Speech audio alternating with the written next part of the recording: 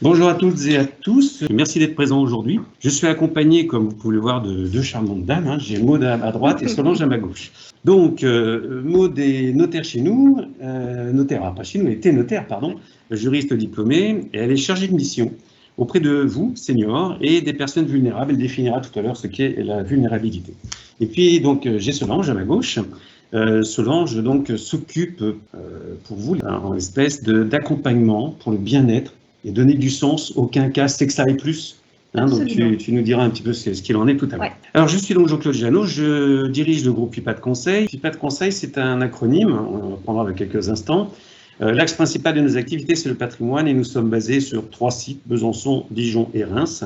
Et pour bien nous définir, nous sommes un cabinet d'expertise, et non pas de gestion de patrimoine, ce qui n'est pas tout à fait la même chose, d'organisation et au final de gestion dans la durée, au fil des âges, du patrimoine privé, familial, et professionnel. Nous sommes complètement indépendants et nous travaillons en interprofessionnalité, vous le verrez tout à l'heure. C'est une expertise qui est complètement transversale et globale, je vais redéfinir ces termes, évolutive en fonction des âges et des situations, et interprofessionnelle parce qu'on fait appel à tout professionnel qui peuvent nous accompagner soit en interne, soit en externe, dans le conseil auprès des familles, des seniors et des dirigeants. Alors, l'acronyme, donc, FIPAD, l'axe principal, le patrimoine, et nous avons compétence à travailler la finance sous toutes ses formes, j'y reviendrai, l'immobilier sous toutes ses formes également, et elles sont vraiment multiples. L'assurance des personnes, c'est un point important parce que qui détient le patrimoine si ce n'est les personnes du cercle familial, et de ce fait, il faut les protéger. Les protéger juridiquement, mais les protéger aussi socialement par de la prévoyance pour maintenir le stock patrimonial et les flux de ce patrimoine en cas d'aléa. Le droit patrimonial, c'est un point extrêmement important. C'est pour ça qu'on a des juristes également au sein du cabinet, j'y reviendrai. Le droit patrimonial, c'est la convergence de 6 droits. C'est le droit de la famille, le droit fiscal, le droit d'immobilier, le droit des assurances, et vous avez également le droit des sociétés et le droit bancaire. On va traiter bien évidemment toutes les particularités du particulier à partir du moment où il rentre dans sa vie active, on y reviendra, jusqu'au décès, en passant toutes les préoccupations, les incertitudes, quel que soit l'âge et que vous rencontrez dans vos cycles respectifs. Et puis, point important, dans les familles, on a également des dirigeants d'entreprise qui gèrent des TPE, ils sont artisans commerçants, ils gèrent des plus grosses entreprises avec des préoccupations diverses et variées, mais ne pas oublier que le dirigeant fait également partie de la famille avec toutes les préoccupations, et on s'apercevra qu'il y a des liens extrêmement forts et des passerelles à tirer entre les deux sphères, parce que dès que vous prendrez une décision dans l'une des deux sphères, elle impactera souvent négativement, parfois positivement, l'autre sphère. Et souvent, il y a des doublons, et on pourrait les éviter. Et puis, au sein de la famille, et pas que chez les seniors, on peut également avoir des personnes dites vulnérables. Donc, Maud le définira beaucoup mieux que moi tout à l'heure. À la fois, ça peut être des mineurs, et ou des personnes majeures, et ou des seniors majeurs vulnérables. Ce qui se veut réductrice d'incertitude parce qu'on passe toujours par une phase de conseil. On fait un audit de votre situation. Comme un médecin, on va détenir votre dossier, non pas médical, mais patrimonial. On voit vos objectifs qui évoluent dans le temps, et puis on va établir une étude patrimoniale et surtout mettre des stratégies en place de protection, de développement, de gestion de la contrainte fiscale et également de protection sociale. Ensuite, on va passer à la phase d'intermédiation. On va être intermédiaire pour choisir les meilleures solutions d'épargne, de placement.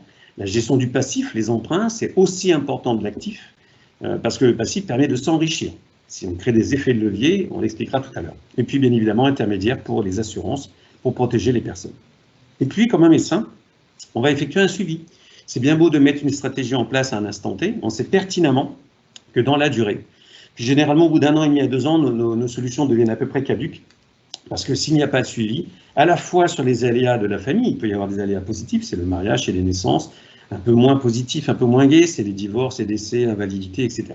L'évolution également du droit, qui change tout le temps, de la conjoncture macroéconomique, votre santé, les effets du vieillissement viennent frapper à la porte, et là c'est Dame Nature qui fait ses choix, et puis l'évolution des actifs en fonction de la conjoncture et des emprunts. Donc tous ces paramètres-là sont intégrés dans notre approche sur ces 3 phases. C'est une approche transversale et globale, pourquoi? Parce que lorsqu'on reçoit un couple ou une personne seule, on ne va pas traiter que du patrimoine intrinsèque qu'il détient. On va regarder comment est composé le cercle familial avec les grands-parents, les parents, les enfants, voire les petits-enfants. Et on va regarder juridiquement quels droits vous détenez, ça peut être de l'usufruit, de la pleine propriété, de la nue-propriété, subi par un décès ou pas. Et surtout, ces droits-là, vous reposez sur quels actifs? Parce que généralement, vous avez tous des actifs, de l'épargne, des placements financiers, des placements immobiliers, mais qu'avez-vous comme droit dessus? Et ça, c'est ce qu'on regarde systématiquement. parce qu'on n'a pas forcément tous 100% du droit de disposition sur les actifs que l'on détient. Et le deuxième point, la transversalité va également se mettre en place, je l'ai dit, entre la sphère familiale et entreprise, parce qu'on a un patrimoine qui peut être commun sur ces deux sphères, voire propre à ces deux sphères. Et on regardera les interactions qu'il peut y avoir, et si elles sont négatives, on corrigera le tir avec vous. La transversalité, elle est encore dans notre approche, dans notre méthode de travail. On a aujourd'hui au centre la famille, c'est l'humain, on est un peu d'émotionnel malgré tout et d'empathie, et on a 4 boîtes à outils. En vert foncé, à droite et à gauche, c'est les 2 piliers d'une bonne expertise et d'une bonne gestion du patrimoine. C'est la protection. Alors généralement, vous venez nous voir pour des raisons fiscales, pour des raisons économiques, et vous verrez que c'est en second lieu chez nous. Parce que si vous n'êtes pas protégé juridiquement au niveau du droit de la famille, et socialement au niveau des assurances qu'on peut mettre en place pour remplacer un stock et des flux en cas d'aléa, d'accident, de décès et autres, ça ne sert à rien de développer un patrimoine économique et financier, et encore moins d'aller chercher les fameuses réductions d'impôts ou déductions fiscales, sachant que la fiscalité, je vous le rappelle, c'est un acte de gestion de trésorerie à court terme. Ce n'est pas un placement, ce n'est pas un acte patrimonial, c'est simplement un outil pour payer moins d'impôts. Donc, ça vient impacter la trésorerie uniquement. Et très souvent, allez, 95% des régimes de défiscalisation ou des supports sur lesquels vous investissez ne sont absolument pas rentables lorsqu'on fait des calculs de maths financières. Donc, on laisse tomber le fiscal, tout au moins, on le met en dernier roue. L'économique et financier, oui, c'est important, mais d'abord, on se protège. Vous le verrez, c'est important. L'optimisation patrimoniale, vous l'avez compris, c'est 4 boîtes à outils, juridiques, économiques, financières, sociales et fiscales. On les a en permanence à côté de nous. Elles sont interactives pour travailler sur la famille et sur le dirigeant d'entreprise et ou l'entreprise. Donc notre mission, si je reprends les cycles de vie maintenant, on a tous un cycle de vie qui va de 16-25 ans à 85 ans, 90 voire plus. Mais à un moment donné, on a une étape intermédiaire, c'est la retraite. Le jour d'avant, avant de partir à la retraite, vous avez 100% de vos revenus. Le lendemain matin, quand vous vous levez, vous avez un taux de remplacement qui va être moyenné entre 50 et 60%. Ça va entre 25 et 75. La moyenne se situe à 50-60. Et puis, ce taux de remplacement, bien inférieur à ce qu'on avait avant, va être confiscatoire de pouvoir d'achat. Et pourtant, je dois, à un moment donné, payer, prendre en charge 3 périodes post-retraite extrêmement confiscatoires de pouvoir d'achat. J'y reviendrai tout à l'heure. Pour ce faire, vous avez cotisé pendant 40-45 ans. Si vous êtes salarié, vous obtenez des trimestres qui vont transformer en pension rente viagère. Si vous êtes non salarié, c'est des points. Et ces rentes viagères, cette retraite, avec mes 3 flèches qui sont ici, vont permettre de financer ces 3 étapes importantes que je définirai dans quelques instants. Jusque-là, rien de bien nouveau. Ensuite, vous venez nous voir à 40, 50 ans, 70 ans, peu importe. Et à un moment donné, on va faire un audit, à la fois de votre situation juridique, familiale, civile, de tous les actifs que vous détenez, économiques et financiers, également un audit fiscal et un audit social. Et puis, on va surtout dresser vos objectifs à court, moyen et long terme. Lorsqu'on confronte les deux, on va tirer des constats. Et ces constats vont nous permettre de faire ressortir des pistes d'alerte. En face de chaque point d'alerte, on va mettre des pistes d'amélioration. Et là, il y en a toujours 4, 5, 6, voire 10. Et on n'aura plus qu'à choisir après les stratégies que l'on va mettre en place sur la durée, que l'on va suivre, pour faire en sorte, sur la partie économique, financière et fiscale, parce que les deux sont extrêmement liés, que vous ayez ici le capital le plus important possible pour vous procurer des revenus complémentaires de manière importante. Et je dis importante, pourquoi ? Parce que je l'ai dit tout à l'heure, ici les retraites sont plus ou moins faibles, plutôt moins que plus, enfin plus faibles que moins, pardon. Et donc on a besoin de ces revenus. Comment les obtenir? Dans le système actuel, on vous dit très souvent, comme si les placements se limitaient qu'à 2 enveloppes, on dit faites de l'assurance vie et faites de l'immobilier locatif. Majoritairement, vous détenez à 95% des portefeuilles que l'on voit ces 2 grandes catégories. Sauf que, je prends l'exemple de l'immobilier locatif. L'immobilier locatif, pendant toute cette période, là si vous voyez bien ma petite flèche qui bouge, vous n'avez pas besoin de revenus. Parce que logiquement, vous avez des ressources suffisantes pour payer vos charges au quotidien. Le surplus, c'est l'épargne. C'est là où vous avez besoin de revenus complémentaires, post-retraite. Pourquoi le système vous dit investissez dans le locatif et en même temps, vous aurez des revenus qui vont tomber. Et lorsque les revenus deviennent positifs, assez rapidement, là, c'est du bénéfice. C'est du bénéfice foncier qui va impacter votre fiscalité parce que depuis 2013, tous les revenus du patrimoine rentrent dans votre tranche marginale d'imposition, donc la plus forte, et sont taxés aux prélèvements sociaux à hauteur de 17,2. C'est plutôt confiscatoire parce que à 30% de tranche marginale, plus 17,2, c'est la moitié qui part à l'État. Donc confiscatoire. Donc quand vous êtes en retraite, ça l'est encore plus. Ce qu'on ne vous apprend pas, c'est à capitaliser, à distribuer, je vais y revenir. Et pourtant, c'est le point le plus important parce que apparaissent ici les 3 périodes post-retraite, et là on est en plein dans les seniors, parce qu'on l'a dit tout à l'heure, seniors c'est 50, 55 ans. La période de loisirs, c'est bien ce que je vais vous dire, vous avez travaillé pendant 40, 45 ans, et vous souhaitez en profiter, à juste raison. Mais mes capacités financières ne sont plus là. Et pourtant, je n'ai plus que 10 à 12 ans, 15 ans, allez, 15 ans, pour en profiter, pour faire du sport, pour aller avec mon conjoint, ma compagne, etc., mon compagnon, mon mari, faire des croisières, aller au restaurant, aller au cinéma, profiter avec mes enfants et mes petits-enfants. Je n'ai plus que 10 à 12 ans, 15 ans. Cette période est courte. Et on vous apprend qu'il faut que vous ayez des revenus complémentaires. Oui, comment? On le verra dans quelques instants. La deuxième période confiscatoire de pouvoir d'achat, c'est l'accompagnement par une tierce personne. Vous avez des besoins d'accompagnement pour effectuer quelques heures de ménage, faire les courses. Cette personne représente un coût, elle ne travaille pas pour rien. Donc là encore, c'est confiscatoire de pouvoir d'achat. Et de manière plus importante, Dame Nature faisant encore ses choix, 3 à 4 personnes sur 12 vont demain être accompagnées en résidence médicalisée, voire maintenues à domicile pour vivre sa fin de vie. Et là, le coût est extrêmement important, c'est entre 2200 et 4000, 4500 euros par mois, par personne. Donc il va bien falloir trouver des solutions. À l'heure actuelle, ces solutions passent, je vous l'ai dit, très souvent, trop souvent, par l'assurance vie et l'immobilier locatif, comme si, dans mon armoire, entre guillemets, de médicaments, dans ma pharmacie, il n'y avait que 2 médicaments. Je ne ferais pas ce métier si c'était le cas. Donc en réalité, on en a des centaines et des centaines. En réalité, ce qu'il faut bien comprendre, c'est que lorsque vous distribuez des revenus, soit avant la retraite, soit après la retraite, fiscalement, je vous l'ai dit, vous êtes taxé. Tranche d'imposition plus prélèvements sociaux. Vous allez me dire, oui, mais comment faire? Il existe une autre solution qui s'appelle la capitalisation. La capitalisation, c'est qu'au lieu de distribuer des revenus, des coupons pour les obligations, des dividendes pour les actions, des revenus fonciers pour l'immobilier, l'ONU, on va faire en sorte de ne pas distribuer. Je n'en ai pas besoin avant, j'en ai besoin qu'ici. Si je ne distribue pas, les revenus non distribués vont se capitaliser au capital de l'année N-1 et ainsi de suite au fil des années et générer un capital nettement plus important. Parce que quand je capitalise, écoutez-moi bien, vous n'avez pas d'impôt parce qu'il n'y a pas de distribution de revenus. Et là, c'est important. Donc nous, on travaille sur tous nos dossiers. Si je vous donne les grandes fourchettes, 2 tiers en capitalisation, 1 tiers en distribution. Donc quand je capitalise, je vous l'ai bien dit, pas d'impôt. Donc déjà, le premier rendement, c'est de pas avoir d'impôt. Le deuxième rendement, la rentabilité, c'est d'augmenter le capital au fur et à mesure des revenus non distribués. Pour avoir ici, au terme, le capital le plus important. Et je vais continuer, post-retraite, à avoir la même logique. Souvent, vous retraitez, vous me dites, mais monsieur Giano, je ne peux plus investir. Je suis d'accord. La seule chose, vous souhaitez quoi? Vous avez besoin de quoi? On le dit depuis tout à l'heure, de revenus complémentaires. C'est d'ailleurs pour ça qu'on vous retrouve dans la rue, pour manifester, pour dire au gouvernement, oui, j'ai trop de CSG, n'augmentez pas, etc. Sauf que si on avait capitalisé intelligemment, pour avoir ce capital le plus important possible, je peux continuer à capitaliser ou à distribuer quand j'ai besoin.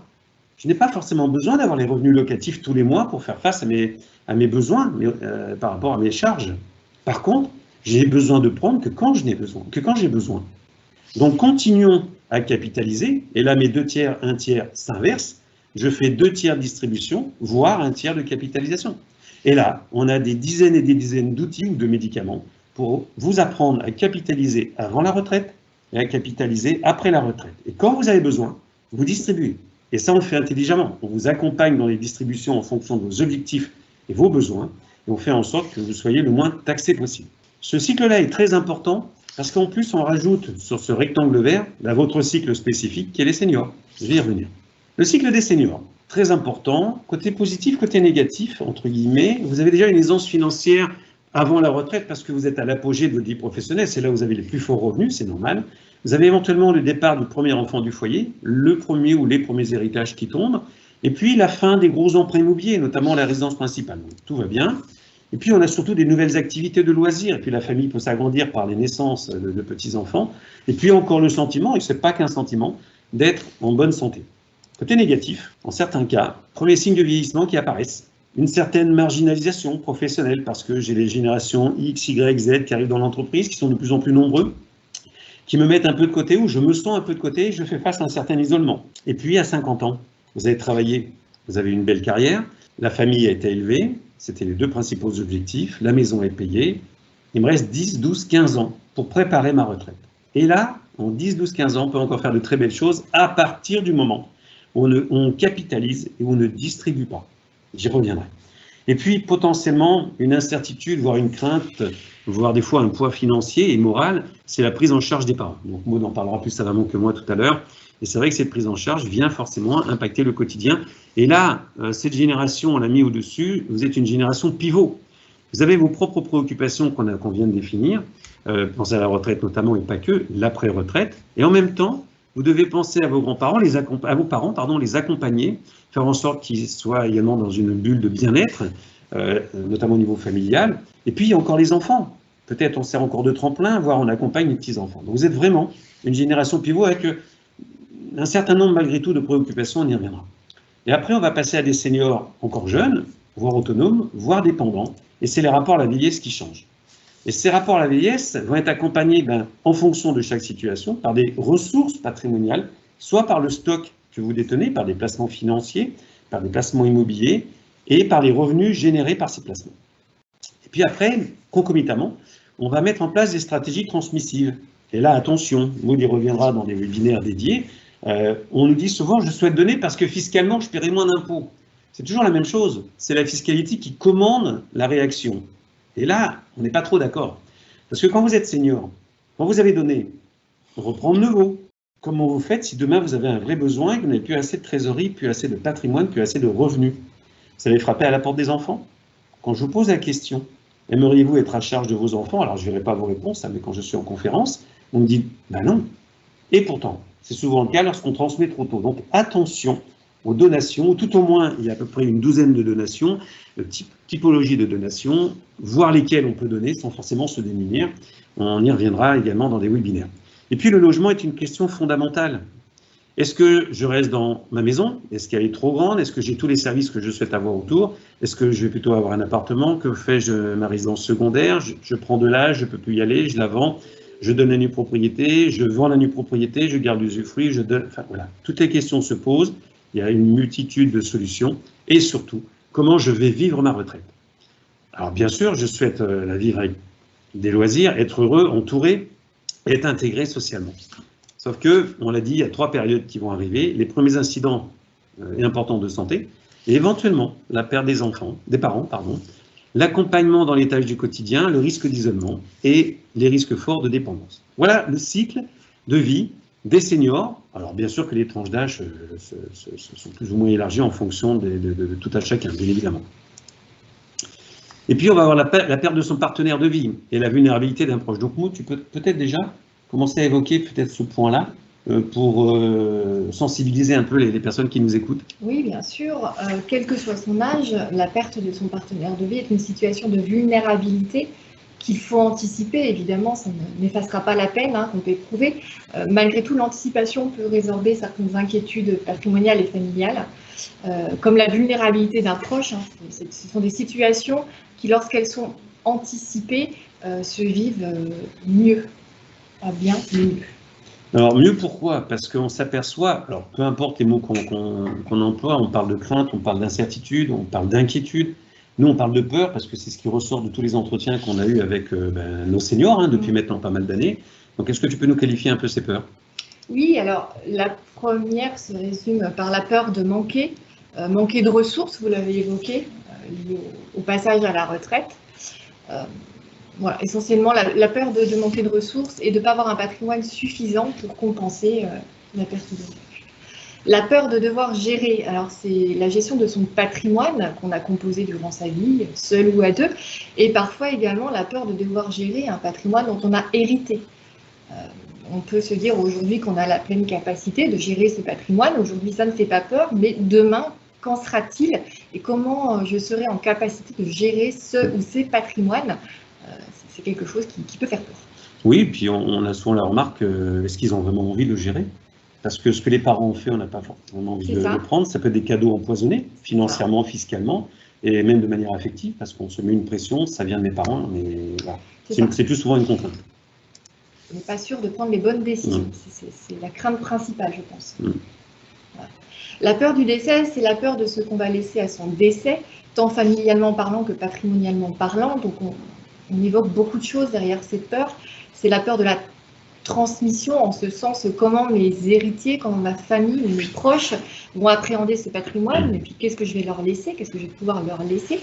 Et puis parmi mes proches, est-ce que je ne vais pas avoir des proches que je vais laisser sous une certaine forme de vulnérabilité? Est-ce que je vais laisser un héritier mineur au milieu d'autres héritiers majeurs? Peu qu'on soit face à une famille recomposée. Ce n'est pas toujours évident, il y a des solutions d'anticipation pour réduire cette incertitude. Et puis également la peur de laisser après soi une personne frappée par un handicap et avec moins de chances de réussite dans la vie, par exemple, que ses frères et sœurs. Et c'est vrai que tu disais, les familles recomposées aujourd'hui, c'est une vraie problématique patrimonialement parlant. Il existe un certain nombre de solutions qu'on utilise au quotidien aujourd'hui, parce qu'on a un vécu par rapport à ça. Et c'est vrai que l'affect dans une famille recomposée est différent par rapport à certains enfants. Et pour peu que l'un de ces enfants soit handicapé, il faut prendre des mesures un peu différentes. La peur étant liée à la peur de l'isolement, c'est quelque chose qu'on essaie d'anticiper pour éviter d'être dans ces situations d'isolement qui, du coup, augmentent toutes les peurs qu'on a évoquées préalablement. C'est une expertise également qui est évolutive, non pas que sur la famille et le senior, mais également sur le chef d'entreprise. Donc je vais très vite. On a des dirigeants qui créent leur société, qui la développent, qui à un moment donné vont la céder soit avant la retraite, soit au moment du départ à la retraite. Et à un moment donné, il faudra également voir comment on va placer les capitaux post-retraite pour les accompagner justement dans cette évolution, je dirais, dans les âges du senior. Et puis on s'aperçoit souvent que dans une famille, le stock patrimonial dédié à l'entreprise, la valeur de l'entreprise est extrêmement importante. Ça peut être 60, 70, 80% de la valeur du patrimoine. Et on s'aperçoit, et ce n'est pas le sujet du jour, mais malgré tout, on a beaucoup de chefs d'entreprise qui sont seniors.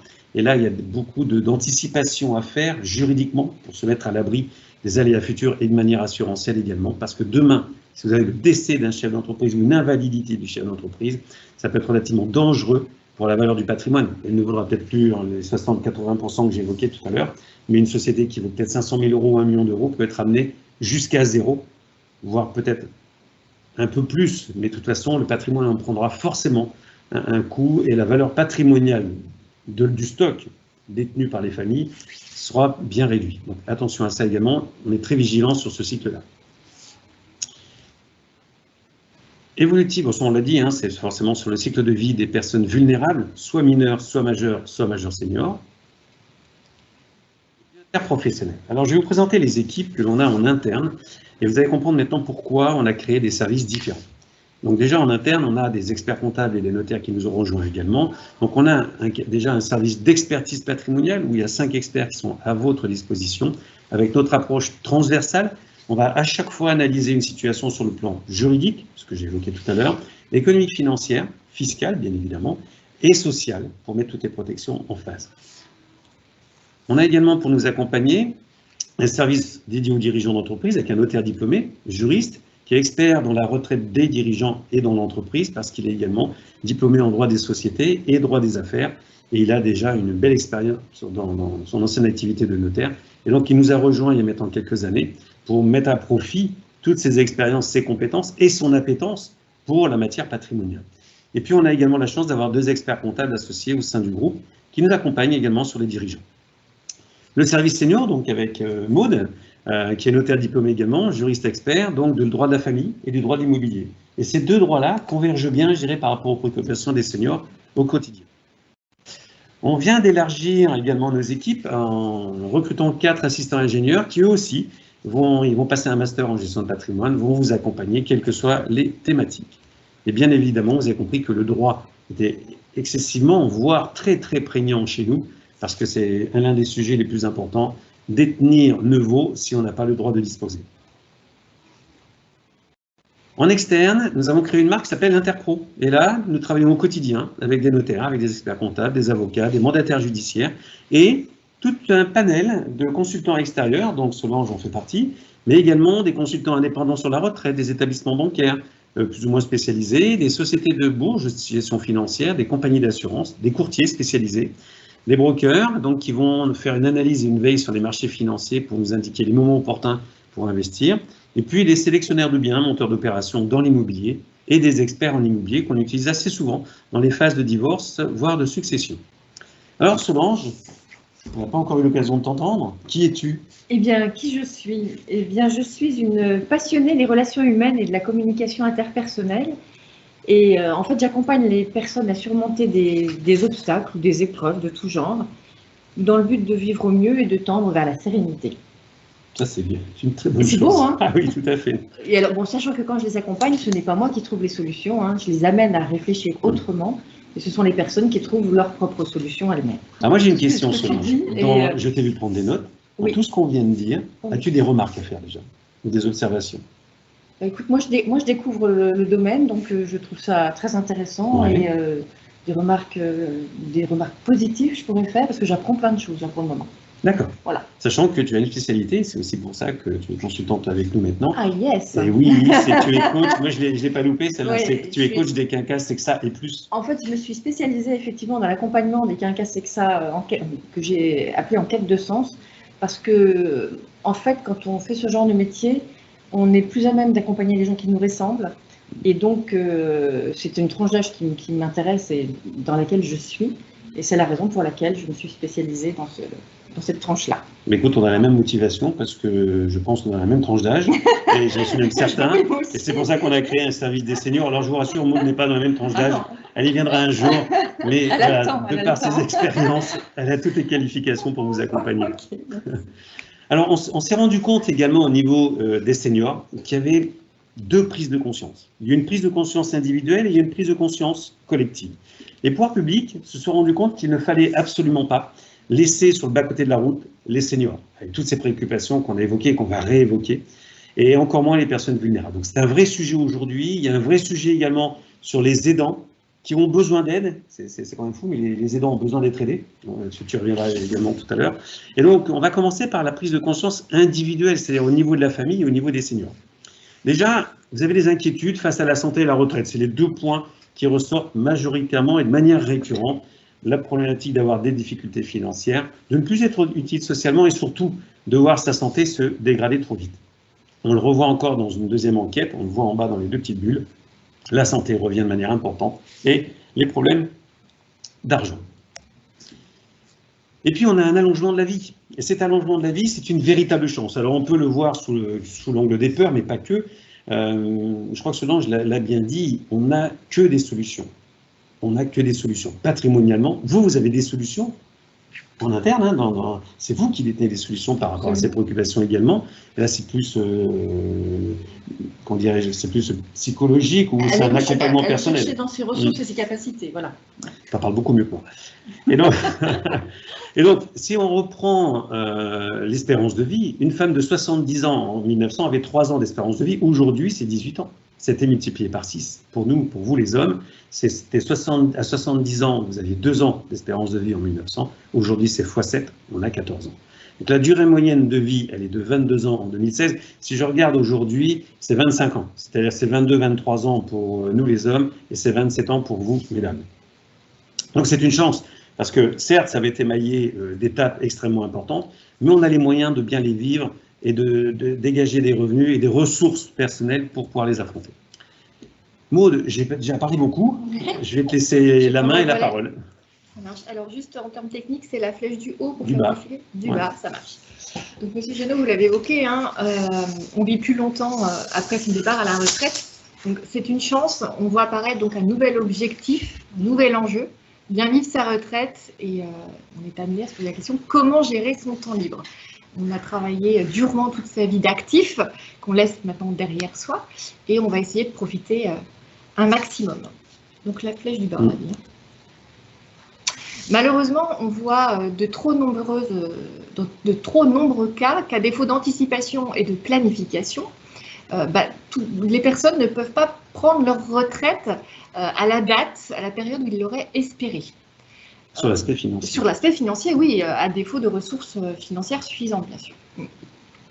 Pourtant, on a un panel d'outils d'anticipation pour éviter ces situations difficiles, mais pour ça, il faut qu'en amont, on se soit posé certaines questions et qu'on ait anticipé les conditions de son départ à la retraite, qu'on ait commencé à planifier ses projets de retraité et envisager, même si on ne le souhaite à personne, il faut avoir envisagé une possible perte d'autonomie, puisque comme on l'a évoqué tout à l'heure, cette perte d'autonomie a forcément des répercussions financières et pas que. Alors, je voudrais rester sur l'anticipation et la planification, parce que là, on a fait un focus sur la partie financière. Ce qui est important, c'est également d'anticiper, de planifier sur le côté familial, droit de la famille. On s'aperçoit aujourd'hui qu'il y a une méconnaissance des régimes matrimoniaux. Il y en a 5 aujourd'hui, mais ça, tu le développeras dans les webinaires. Il y a une méconnaissance des conséquences de la donation d'un vivant. On pense qu'on est très bien protégé, mais malheureusement, souvent, on s'aperçoit que ce n'est pas suffisant et qu'il faut assortir, entre guillemets, ces donations d'aménagement. On en reparlera également dans les webinaires. On doit également anticiper les aléas futurs. Et là, c'est de la protection sociale. C'est comment je vais me protéger par rapport à un aléa d'incapacité, d'invalidité, de décès, d'un handicap, d'une vulnérabilité. Donc cette anticipation, elle n'est pas que financière, mais elle est là malgré tout pour accompagner, voire rajouter des revenus en cas d'aléa, d'incapacité ou autre. Tout à fait. Alors, un petit schéma pour illustrer cette situation difficile, mais malgré tout avec un peu d'humour. Alors c'est pas toi sur la photo, c'est pas moi. On se répartit les rôles quand même. Allez, c'est parti. Allez, moi je vais arrêter, je vais être à la retraite parce que j'arrête parce que j'ai un point de côté, donc je peux plus travailler. Ouais. Et la personne qui l'accompagne lui répond: quelle chance, moi aussi j'aimerais m'arrêter, mais j'ai pas assez de points de retraite. Et non pas de côté. Et non pas de côté. Voilà. Donc la dépendance, c'est un risque. C'est un risque, on sait aujourd'hui qu'elle va concerner demain 30% des hommes, 40% des femmes, qui sont aujourd'hui âgés en moyenne de 65 ans. Et puis, on le sait aussi par les statistiques, seront dépendantes et vulnérables à des degrés plus ou moins forts. 10% des personnes qui ont 75 ans à ce jour, 35% pour celles qui ont 85 ans, et 90%, 9 personnes sur 10 demain pour les plus de 95 ans. Il est donc important de protéger, de se protéger, mais protéger quoi? Son couple, sa famille, face à la vulnérabilité. Et se protéger, c'est faire en sorte de tout faire pour vieillir dans de bonnes conditions, rester autonome le plus longtemps possible et conserver un lien social pour rompre ce risque d'isolement.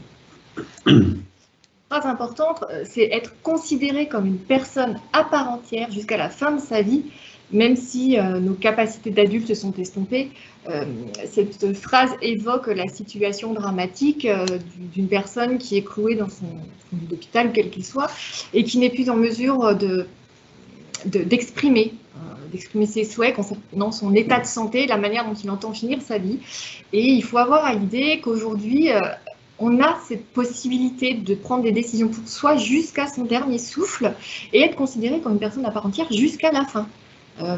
C'est pas toujours une bonne chose que ce soit l'entourage qui prenne des décisions.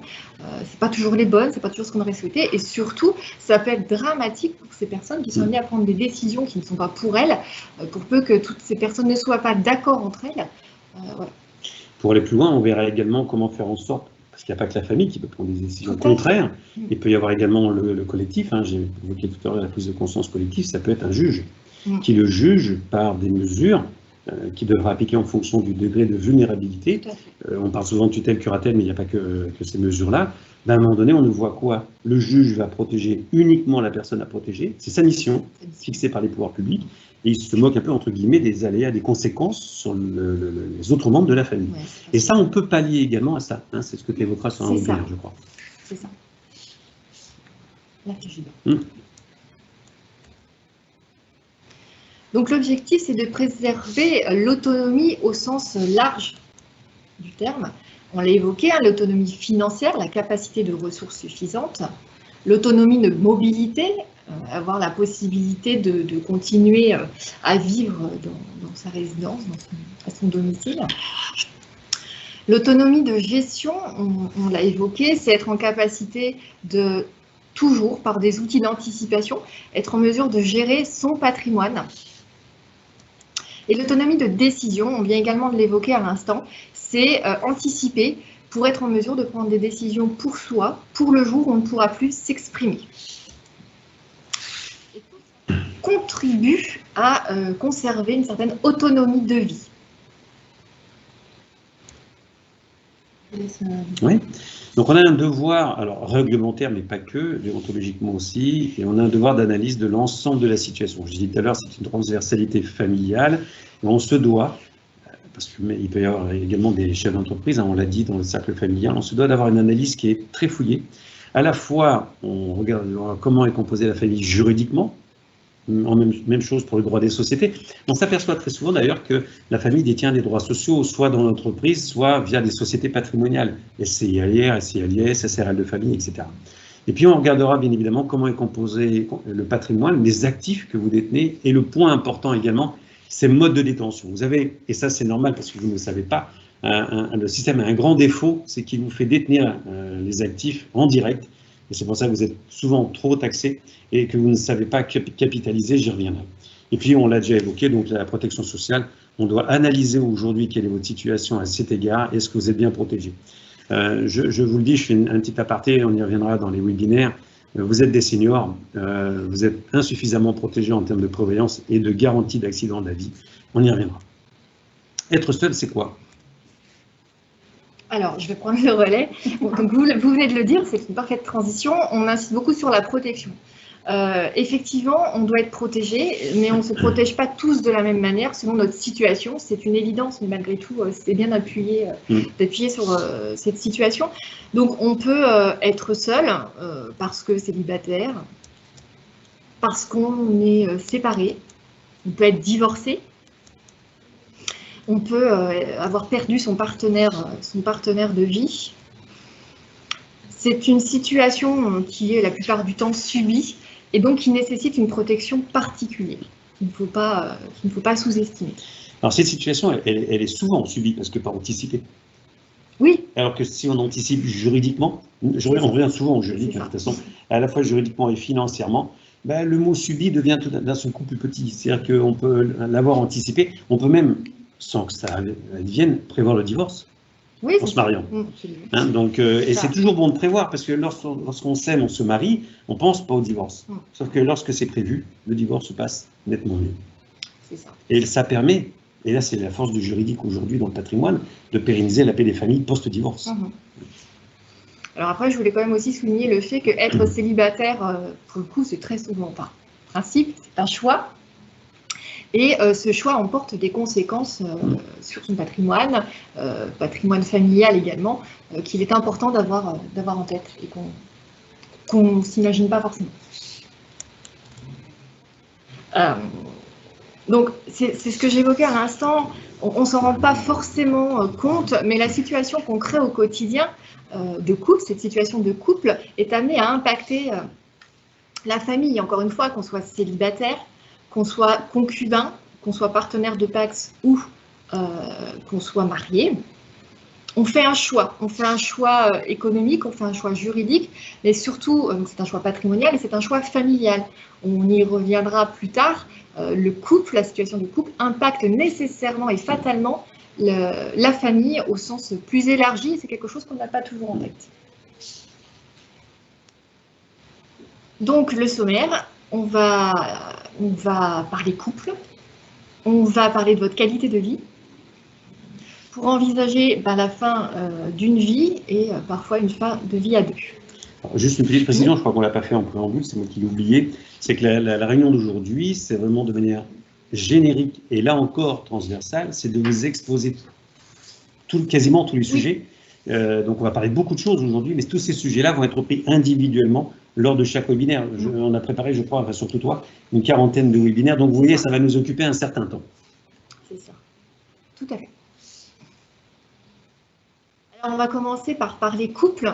On va envisager le couple marié, le couple pacsé, le couple libre. Pour commencer, on va faire une mise en situation assez rapidement. On a Camille et Thomas qui viennent nous voir. Alors eux, ils souhaitent vivre ensemble, mais rester indépendants. Ils ne veulent aucune contrainte, aucune obligation. Et la protection du survivant, ce n'est pas quelque chose qui les préoccupe aujourd'hui. Pauline et Nicolas, eux, ils veulent organiser leur vie commune, se protéger, mais ils ne souhaitent pas nécessairement se marier. Et puis Lucie et Pierre viennent nous voir de la même manière.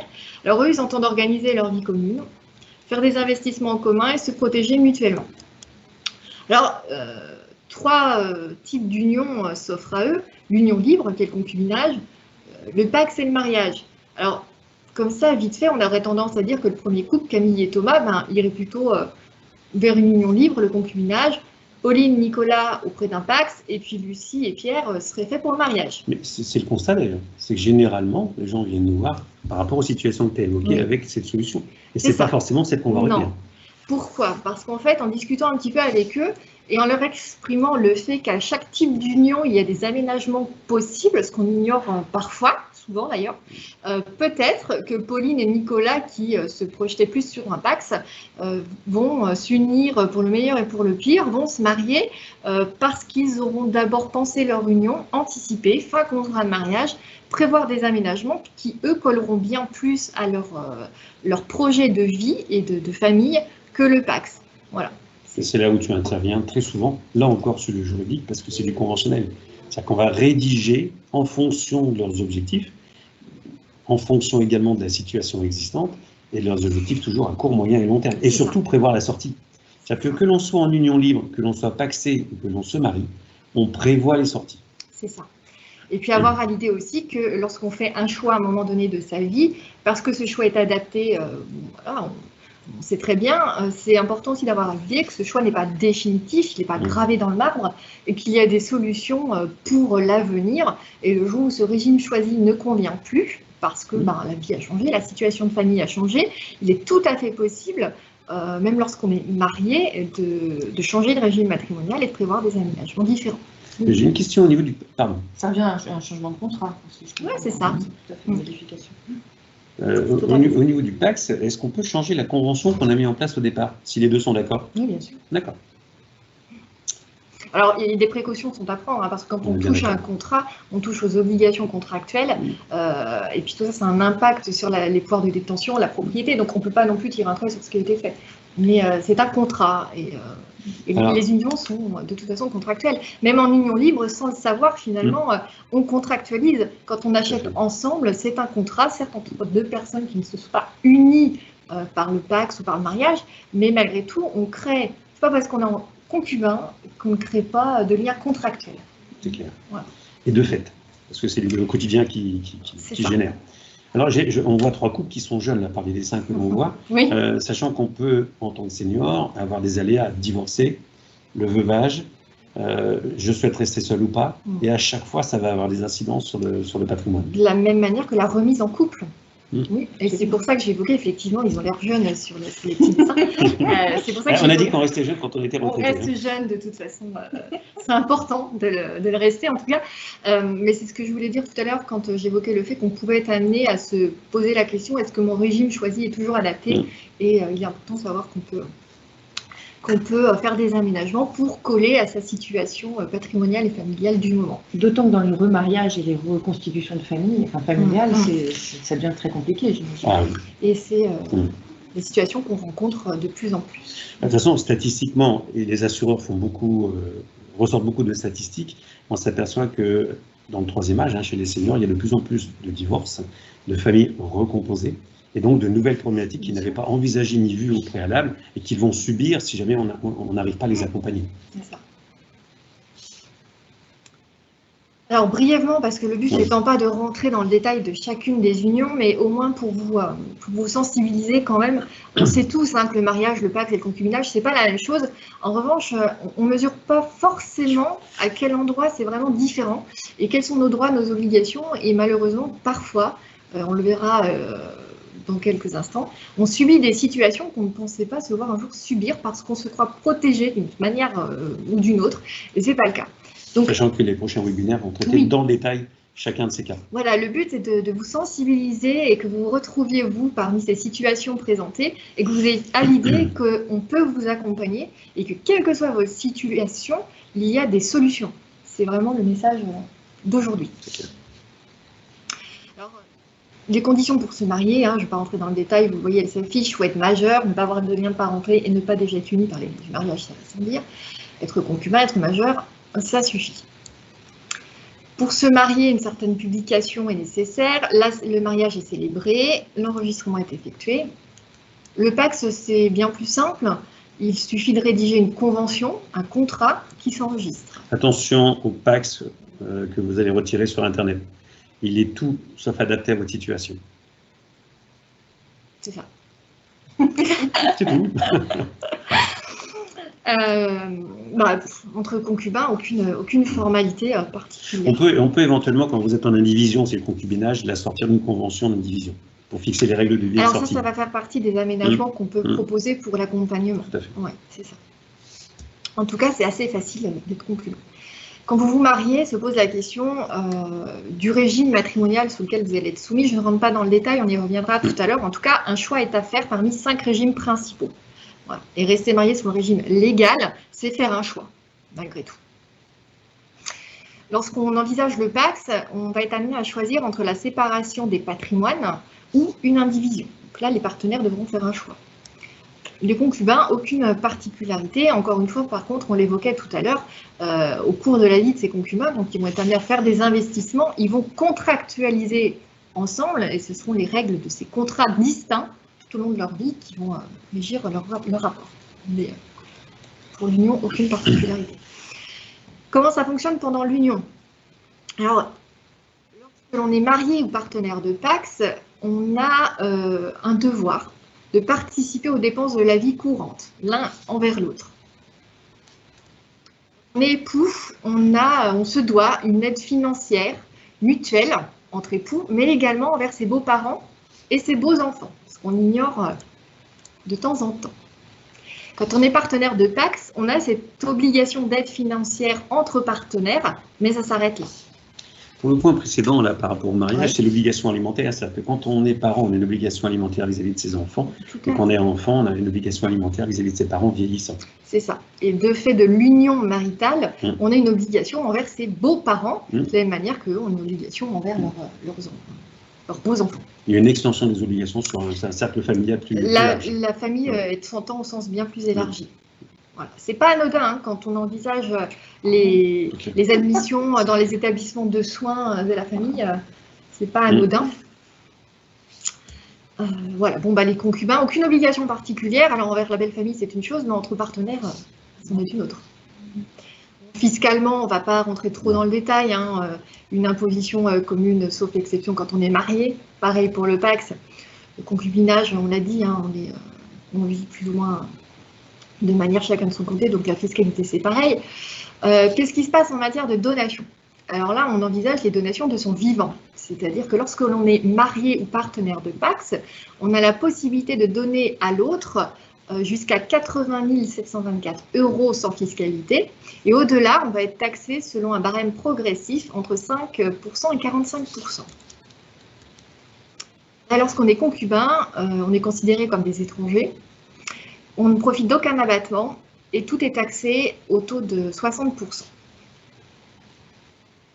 Sans rentrer dans le détail, encore une fois, lorsque l'on est marié, on a une protection particulière l'un et l'autre des époux quant au logement qu'on occupe. Cette protection existe également entre partenaires pacsés, mais elle n'est pas automatique à la différence du mariage. Et forcément, vous l'aurez deviné, quand on est concubin, on n'a pas de protection particulière lorsqu'on détient le logement via un contrat de location. Et donc, ça peut, on peut tout à fait se trouver dans une situation où le concubin, le jour où ça ne va pas, mettre l'autre à la porte et le deuxième n'a aucun droit d'habitation. En matière d'adoption, lorsqu'on est marié, les deux époux peuvent adopter un ou plusieurs enfants ensemble. L'adoption de l'enfant de son conjoint est également possible. Ce n'est pas du tout la même chose quand on est partenaire de PACS ou concubin. L'adoption par les deux partenaires est impossible. Et puis, on ne peut pas adopter l'enfant de son partenaire de vie. Alors, c'est l'illustration parfaite, l'adoption, je m'arrête quelques secondes, c'est l'illustration du fait que lorsqu'on choisit une certaine forme d'union, ça a une répercussion sur la famille au sens large. Voilà. Pas rentrer dans le détail non plus parce que ça fait l'objet de tous ces points-là de toute façon sont repris dans les futures visioconférences. C'est pour ça qu'on a mis un programme relativement large sur l'année et demie qui vient. Mais voilà, la situation de couple, de fait, parfois fait rejaillir des questions bien plus larges. Alors maintenant, on va envisager brièvement la séparation de ces trois couples Alors, la procédure en matière de mariage, on le sait, hein, il faut divorcer, plusieurs procédures, c'est long, c'est coûteux. On ne va pas rentrer dans le détail, ce n'est pas le but. Les partenaires de PACS, c'est beaucoup plus simple. Hein. L'un ou l'autre peut adresser une lettre recommandée et le PACS est terminé. Et ça coûte beaucoup moins cher. Largement. En revanche, c'est moins encadré. Oui. Voilà, il y a beaucoup moins. D'où l'intérêt d'encadrer soi-même, c'est ce qu'on disait C'est tout à ça. l'heure. C'est ça. Bon, bah, les concubins, vous l'aurez deviné, une dispute, c'est fini. Il faut leur souhaiter que ça ne soit pas au bout de la première. C'est ça. Qu'en est-il de la prestation compensatoire? Quand on est quand époux, on peut y prétendre. On est partenaire de PACS, on ne peut pas y prétendre. Vous l'aurez deviné, quand on est concubin, c'est la même chose. En matière de décès, alors quand on est époux, le conjoint survivant est considéré comme un héritier de par la loi hein, de son défunt conjoint. On peut malgré tout améliorer son sort par l'anticipation via une donation entre époux ou des prises de disposition plus générales dans le cadre d'un testament. Quand on est partenaire de PACS, on n'est pas considéré comme héritier de par la loi et à défaut d'anticipation et de prise de disposition du vivant, de la personne qui part en premier, eh bien, on n'est pas héritier. C'est la même chose pour les concubins. On n'est pas héritier de par la loi. Si on entend que son partenaire de vie nous succède et touche quelque chose dans son patrimoine, il faut prendre des dispositions. Aucune fiscalité en matière de succession entre époux à ce jour. Il y a beaucoup de réserves, mais en tout cas à ce jour. Entre les partenaires de PACS non plus, je rappelle toutefois qu'ils ne sont pas héritiers de par la loi, donc si on entend hériter de son partenaire de PACS sans aucune fiscalité, il faut en amont prendre des dispositions. La différence entre partenaires de PACS et concubins qui ne sont pas héritiers de par la loi de fait, le concubin, s'il profite de dispositions testamentaires, lui, il aura une fiscalité. Il va profiter d'un abattement, si j'ose en parler, 1 594 €, et tout le reste va être taxé au taux de 60%. Pas négligeable. Et là encore, mais là c'est fiscalement et encore Oui. juridiquement, on peut trouver des solutions pour éviter ces taux de 60%, bien évidemment. C'est ça, ça fait partie d'une organisation Oui. générale. Notamment sur la résidence principale. Enfin, il y a plein de choses à dire. C'est ça. Encore. La transition est toute faite sur la résidence principale, en tout cas le logement. Quand on est marié en matière successorale, on dispose de droits bien plus élargis sur ce logement. Des droits, on en a également quand on est partenaire de PACS. Sans rentrer dans le détail, c'est un petit peu moins étendu que des époux, moins protecteurs. C'est pas tout à fait la même chose. Mais ils ont le mérite d'exister quand même. En revanche, quand on est concubin, on l'a évoqué tout à l'heure, et bien du jour au lendemain, l'appartement est récupéré par les héritiers du défunt et le concubin n'a plus qu'à se trouver un logement secondaire. La pension de réversion. Alors, quand on était des époux, on peut y prétendre. Partenaire de PACS, non. Concubin, ça va sans dire non plus. Alors, je vais faire une parenthèse, une anecdote qui revient, quasiment toutes les semaines lorsqu'on voit des nouveaux clients. Vous nous dites souvent, allez, on a le couple en face de nous, puis monsieur ou madame dit à l'autre, bon ben chérie, de toute façon c'est super parce que tu auras une pension de réversion. Sachez que ce n'est pas automatique, premier point. Deuxième point, c'est largement conditionné. Et je vous garantis que les conditions sont restrictives et confiscatoires. Et ça veut dire qu'une personne qui a un certain patrimoine, qui a les revenus de son patrimoine, d'où la problématique mise en place par le système encore, plus vous avez de revenus, moins vous êtes de pension de réversion, voire plus du tout. Donc, vous y avez le droit, mais les conditions sont tellement confiscatoires que souvent, vous n'y avez plus le droit. Et donc, la pension de réversion, oui, ça existe. Il faut simplement vérifier toutes les conditions et voir si demain, vous n'avez pas intérêt, dans la phase de transition, de transformation de votre patrimoine avant la retraite, à enlever tous ces revenus complémentaires. Et là, vous allez me dire, ah oui, mais attendez, j'enlève mes revenus, je fais comment demain? Et c'est là, on vous expliquera dans des webinaires ou en rendez-vous en direct comment on peut faire. Attention à ces pensions de réversion. À l'inverse, on a des partenaires de PACS qui pensent que parce qu'ils sont taxés, le survivant aura droit à une pension de réversion. Et quand on leur dit, bah non, en fait, il faut se marier. Et n'oubliez pas que c'est ce que vous recherchez quand même pour le couple et le conjoint survivant, l'espèce, pour la réversion, c'est d'avoir des revenus suffisants à cette époque-là, à cette période-là de votre vie. Donc attention, vraiment attention. Donc on l'a évoqué, hein, différentes formes d'union de base, le concubinage, le pax, le mariage. Alors, le plus souple, le concubinage, vous l'aurez compris, le moins souple de base, le mariage. Mais ça s'inverse en termes de protection. Évidemment, de base, encore une fois, le concubinage est moins protecteur, le mariage l'est davantage.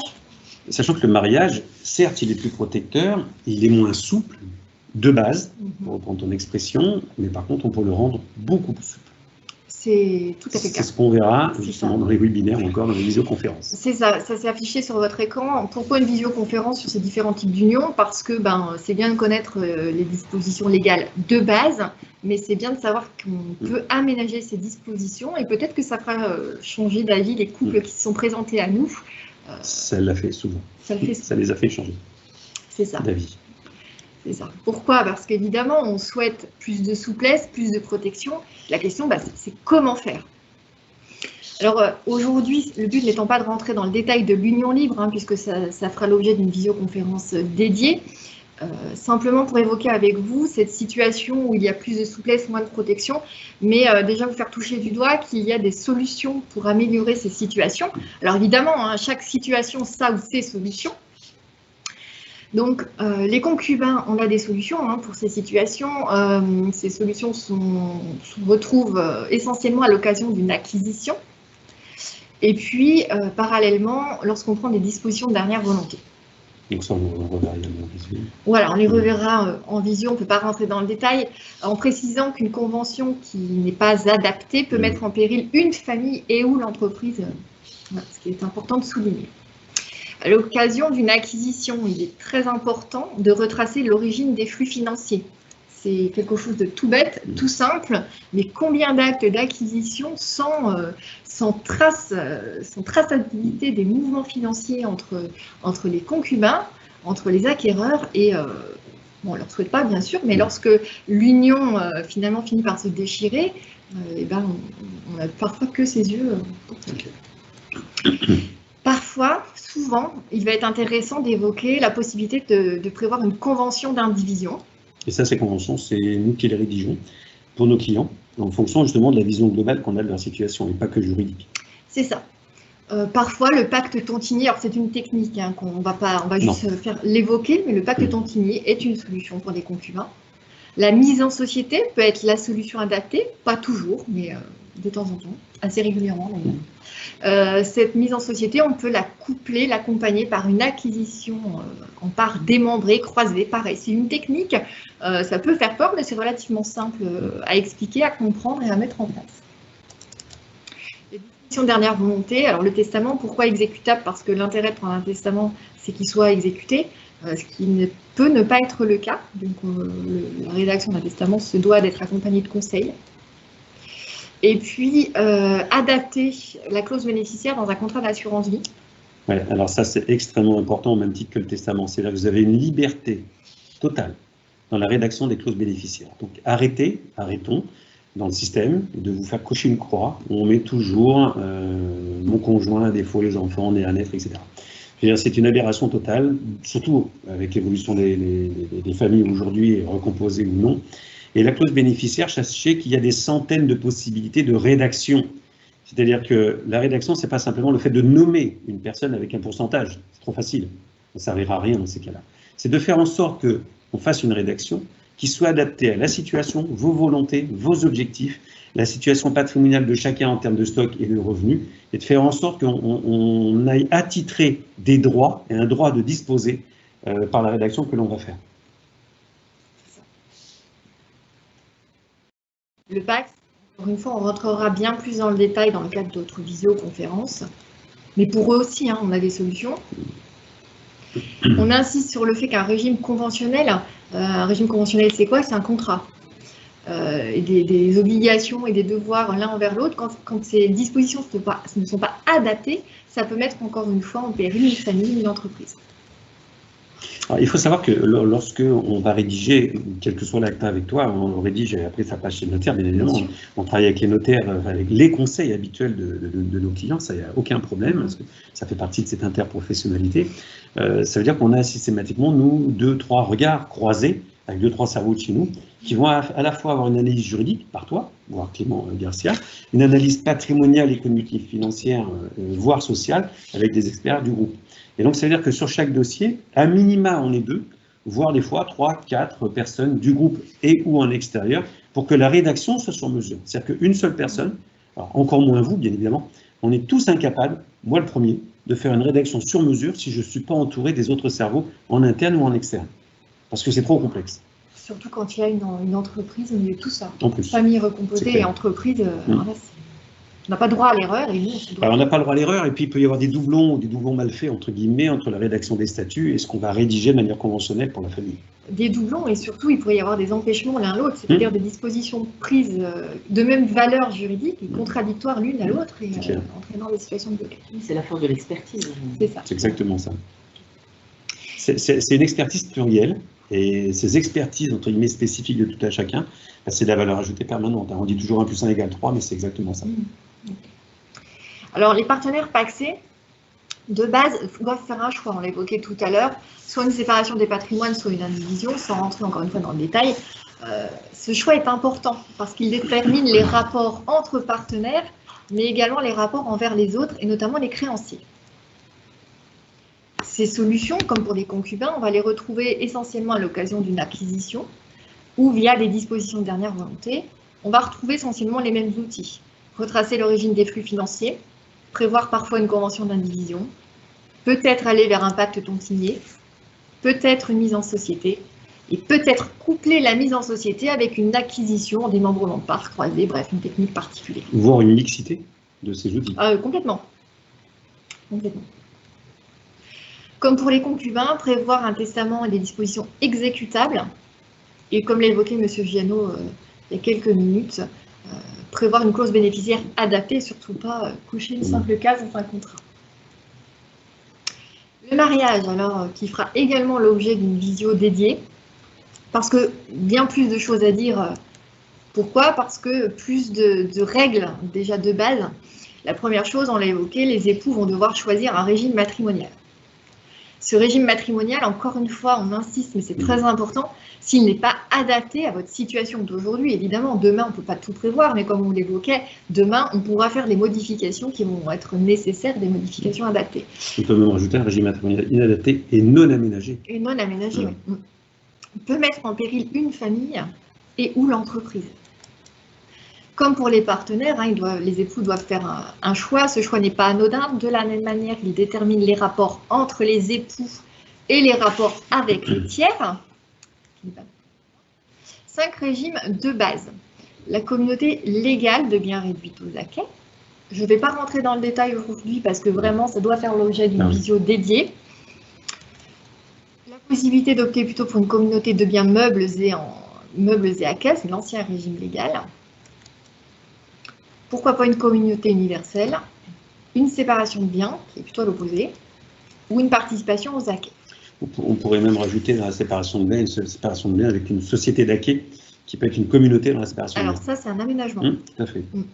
Tout à fait. Donc on l'a dit, visioconférence dédiée, parce que beaucoup de choses à dire, beaucoup de précautions, et parfois des incertitudes, des points, des certitudes plutôt à lever, et à l'inverse, découvrir des choses sur les régimes matrimoniaux. Quand on parle des thématiques de visioconférences qui vont venir, ces visioconférences, ça sera vraiment l'occasion pour vous de découvrir beaucoup de points techniques. On mettra en avant des dizaines de points d'alerte à chaque fois. On vous donnera les pistes d'amélioration, parce qu'il y en a quand même beaucoup. Sur chaque point d'alerte, on a au moins 10-12 pistes d'amélioration à chaque fois. Et c'est vrai, quand on se voit après dans des entretiens individuels, notre travail, c'est d'aller choisir parmi toutes ces pistes d'amélioration quelle va être, ou ceux qu'on va mixer, pour faire la stratégie qui vous convient.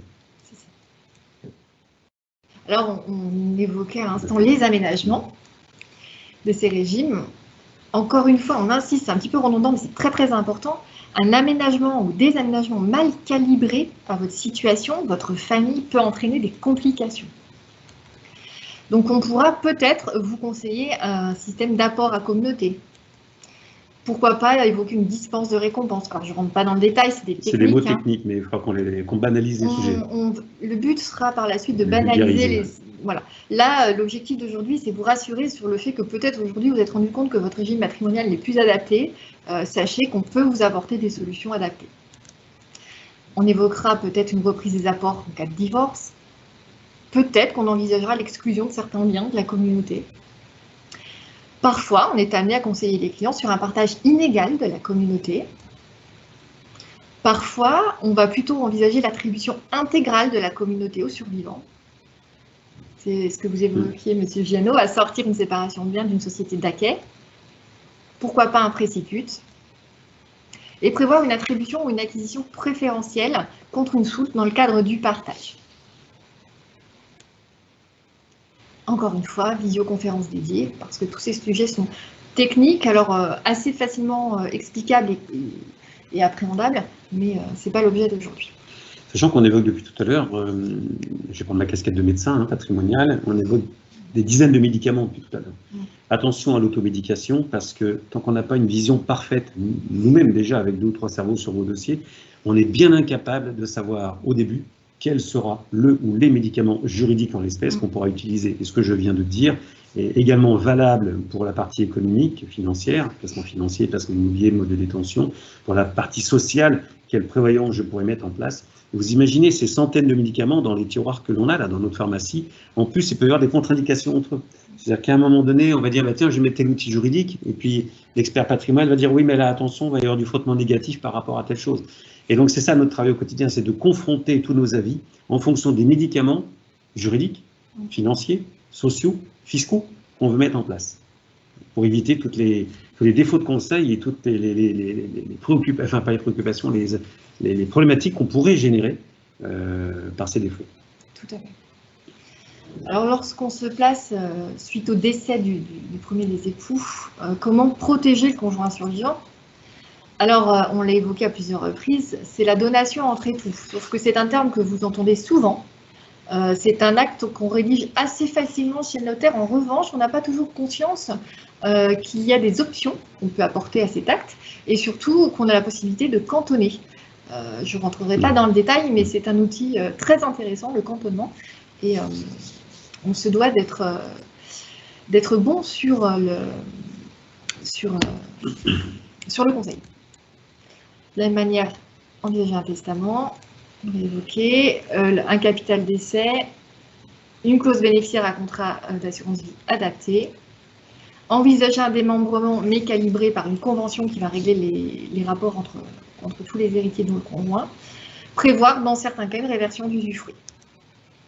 À l'occasion d'une acquisition, encore une fois, retracer l'origine des flux financiers, prévoir une déclaration de remploi de fonds propres, encore une fois, pour savoir de quel fonds a été utilisé et à qui va détenir la propriété du bien en question. Parfois aller vers une convention d'indivision, un pacte tontinier ou une mise en société de la même manière que les autres couples. Et on retrouve également parfois une acquisition des démembrement de parts. Tout ça, convention d'indivision, de visioconférence, pardon. On va parler maintenant de votre qualité de vie via la préservation de votre cadre de vie, votre niveau de vie et votre autonomie de vie. Ça, c'est les 3 objectifs ouais. Que toute personne fait ressortir, pas avec ces mots-là, mais fait ressortir lors de tous les entretiens qu'on a eus depuis maintenant 27 ans que le cabinet existe, que le groupe existe, que ce soit des seniors ou pas que d'ailleurs. Alors, le cadre de vie, c'est pareil, c'est quelque chose qui fait l'objet d'une visioconférence dédiée parce qu'il y a beaucoup à dire. 2 préoccupations centrales, protéger ses lieux de vie familiers, protéger ses habitudes de vie pour rompre l'isolement. Cadre de vie, on a 2 possibilités, soit l'habitat individuel, qu'on connaît tous, même s'il y a d'autres habitats individuels que sa résidence, et l'habitat collectif. Pareil, plusieurs types d'habitats collectifs, parfois pour rompre l'isolement, ça peut être un souhait. Et donc à chaque fois que l'on voit des seniors, 60 ans, 65 ans, 70 ans, c'est des questions que l'on pose systématiquement. Ça paraît comme ça anodin, mais ça impacte, parce que c'est du stress à chaque fois de changer de lieu de vie. Donc on est très attentif à tout ce que vous nous dites sur ces sujets-là. Tout à fait. Pourquoi? Parce que la stabilité du cadre de vie revêt une importance considérable. Parce que ce cadre de vie permet le maintien de ses repères, permet de maintenir le lien social, il contribue à maintenir une qualité de vie et donc contribue aussi au maintien de l'état de santé. votre cadre de vie contribue à ajouter des années à votre vie. Alors statistiquement, on s'est aperçu, toujours pareil, c'est les assureurs qui ont mis ça en avant, que plus vous êtes sécurisé au niveau de votre cadre de vie, plus vous gagnez des années. Pareil, je donne un exemple parmi tant d'autres. Quelqu'un qui a mis en place un viager, aujourd'hui, c'est 3 années de plus en espérance de vie. Pourquoi? Parce que j'ai plus de revenus, j'améliore ma santé, et donc je gagne des années de vie. La question principale qui revient souvent, c'est est-ce que je vais pouvoir conserver mes lieux de vie familiers? C'est une question à laquelle on va aider à apporter des réponses à cadre de nos rendez-vous. La protection de son cadre de vie, oui, mais est-ce que mes lieux de vie sont aujourd'hui adaptés et est-ce qu'ils le resteront? Alors, on adore cette photo. Tu sais, on n'arrête pas de te le dire. Je veux dire, je me vois mal monter sur le siège pour aller si haut. Mais oui, bon. oui, mais parce qu'elle veut tout dire, cette photo. C'est qu'on a beau être rattaché à son cadre de vie familier, à un moment donné, peut-être on va être obligé de se dire non, mais là, il faut que j'envisage autre chose pour moi parce que je n'y arrive plus. Un fauteuil avec des grands ressorts. C'est ça. Il faut avoir une bonne garantie d'accident de la vie. Oui, on ne vous fournira pas le fauteuil. Voilà, donc on l'a vu, se maintenir le plus longtemps possible à domicile, c'est le souhait, un objectif que tout le monde a, une grande majorité en tout cas, ça permet de vivre plus vieux. Encore faut-il pouvoir améliorer son niveau de vie pour pouvoir ajouter cette fois-ci de la vie aux années. On va parler de votre niveau de vie. Alors brièvement, parce que le niveau de vie fait l'objet également d'une visioconférence, parce que beaucoup de choses à dire. Avec vous, on va donc évoquer les craintes, les incertitudes liées à ce besoin de ressources et donc la peur de manquer. Alors ces dessins-là, c'est pas Maud qui les a faits, mais c'est ses choix. Bon, je les assume. Alors, on va évoquer avec nos clients le fait que disposer de la pleine propriété, qu'on a un petit peu trop tendance à transmettre partiellement en tout cas, permet la possibilité d'obtenir et d'extraire des ressources financières. L'immobilier notamment permet également de procurer une ressource de revenus complémentaire via les locations. Et on s'aperçoit que la pleine propriété donc, du patrimoine des seniors est une ressource de revenus indispensable. On va y revenir après avec les différentes formes de cession. Et on s'aperçoit que 70% des retraités sont propriétaires de leur logement. Et comme on va le réévoquer. Alors, quand on parle d'immobilier, on ne parle pas que d'immobilier locatif, parce que vous verrez dans les webinaires, il ne faut peut-être pas garder son immobilier locatif, on y reviendra, ce n'est pas le sujet du jour. Par contre, vous avez un produit retraite qui est extraordinaire, mais extraordinaire, et vous en avez tous un quasiment. C'est votre résidence principale. Ça paraît étonnant de dire ça comme ça, mais c'est le meilleur produit retraite qui existe. D'abord, c'est le meilleur produit prévoyance, parce que c'est lui qui vous protège. Généralement, il est fini de payer. Et c'est un toit au-dessus de la tête, et je vous garantis que c'est d'abord la meilleure protection, la meilleure prévoyance. Au-delà de cette prévoyance, c'est un produit retraite, on va y venir dans quelques secondes. Alors, on a dit Je poursuis. Vas-y. Alors, disposer de la pleine... Il faut qu'on aille vite parce que le temps passe. Eh bien, on va aller plus vite. Quand vous avez toujours ça, je peux la faire, si vous voulez. Eh bien, allez-y, c'est parti. Disposer de la pleine propriété, en réalité, c'est la capacité de conserver soit le droit d'user de ma résidence principale en pleine propriété, soit je peux vendre la nue propriété. Malheureusement, on voit trop souvent, ou quasiment tout le temps d'ailleurs, on vous dit, mais pour des raisons fiscales, et toujours des raisons fiscales, on vous dit, mais donnez la nue propriété et puis gardez l'usufruit. Fiscalement, ça serait intéressant. Alors, on l'évoquera pourquoi, par rapport à l'âge de l'usufruit. Sauf que, quelle est votre problématique aujourd'hui? C'est d'avoir des revenus. Pourquoi vous donnez? Reprendre ne vaut, et ça ne vous rapporte rien. Hormis une économie fiscale. Mais l'économie fiscale, c'est partiel. Que si vous revendiez la nue propriété, potentiellement, vous replacez le capital, soit vous le transformez en rente, soit vous le replacez avec des revenus complémentaires. Donc tout ça, on le développera également. Au-delà de ça, vous pouvez vendre également en viager, libre ou occupé. Et à ce moment-là, si l'occupé, c'est un droit d'usage, et puis vous pouvez toucher un bouquet. Le bouquet, c'est le capital que vous détenez au départ, que vous percevez. Et là, c'est des revenus complémentaires s'il est placé, ou une rente viagère, ou alors la rente peut également, bien évidemment, régler tous les frais d'hébergement lorsqu'on est en résidence médicalisée. Tout ça va contribuer à augmenter le niveau de vie, et on vous évoquera justement comment on peut faire, plutôt que de donner. Donc il faut à tout prix que vous obteniez des ressources nécessaires. Soit par un prêt viager, il existe aujourd'hui quelques établissements spécialisés qui permettent de garder son bien immobilier et à hauteur de généralement 60%. Ils prennent une hypothèque sur la valeur expertisée, ça vous permet d'avoir un capital. Ce capital me permet d'avoir des revenus soit par rente, soit par les fruits générés par ce capital. On y reviendra également sur des webinaires. Alors, quels investissements financiers? Alors, j'ai plus beaucoup de temps, il faut que j'accélère.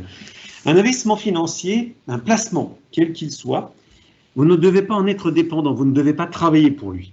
Vous devez mettre votre argent, quel qu'il soit, au travail pour vous, en achetant des actifs qui ont un potentiel de rentabilité. Quand est-ce que vous faites la meilleure affaire? Quand vous achetez au plus bas ou au plus haut? Alors là, je ne vous vois pas, vous ne pouvez pas me répondre. Ben, sincèrement, quand vous achetez au plus bas, parce que vous avez une perspective de gain derrière sur la valeur. Et pourtant, vous achetez tous au plus haut. C'est du comportemental, on est assez moutonnier, j'y reviendrai. Et puis, il faut acheter des actifs qui, à vos âges, sont sécurisés, adaptés à vos besoins et malgré tout, qui vont permettre de distribuer des revenus. Et c'est là où il y a un vrai problème à régler, patrimonialement parlant.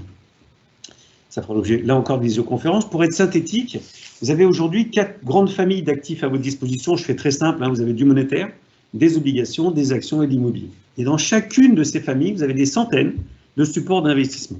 Et à côté, vous avez 30 enveloppes juridiques. Ce n'est pas des produits, on vous les propose comme des produits en banque, hein, vous savez, les plans d'épargne logement, assurance vie, PEA, etc. On vous les a proposés comme un produit, en vous mettant que les avantages, c'est le côté pile de la pièce de monnaie, mais à l'inverse, côté face, on ne vous a jamais donné les inconvénients.